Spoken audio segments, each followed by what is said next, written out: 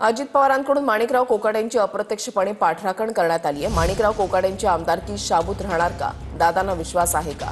अपात्र ठरवलेल्यांना सुद्धा सुप्रीम कोर्टाने पात्र ठरवलेलं आहे असं अजित पवारांनी म्हटलंय। अशी अनेक उदाहरणं देशामध्ये घडलेली आहेत असं पुढे अजित पवारांनी म्हटलं। सेशन कोर्टामध्ये इतक्या लवकर केस लागत नाही, पण इथे घडलं असं देखील त्यांनी म्हटलंय।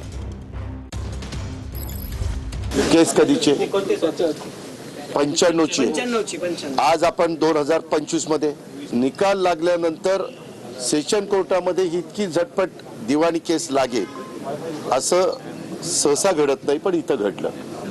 आता मागे काही बाबतीमध्ये काही घटना घडल्यानंतर सुप्रीम कोर्टाने ह्याला स्थगिती दिल्यानंतर जर एखाद्याला अपात्र केलं तरी सुप्रीम कोर्टाच्या निर्णयानुसार त्यांना पुन्हा पात्र ठरवून ते त्या पदावर राहू शकतात। अशी उदाहरणं देशामध्ये घडलेली आहेत।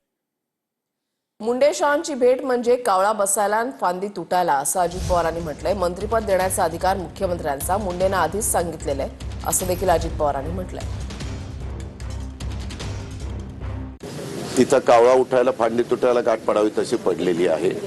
त्यावेळेस धनंजय मुंडे त्यांच्या 2 कामाच्या करता मलाही त्यांनी फोन करून सांगितलं की दादा एक काम कारखान्याचं होतं आणि एक अजून एक त्यांचं दुसरं काम होतं।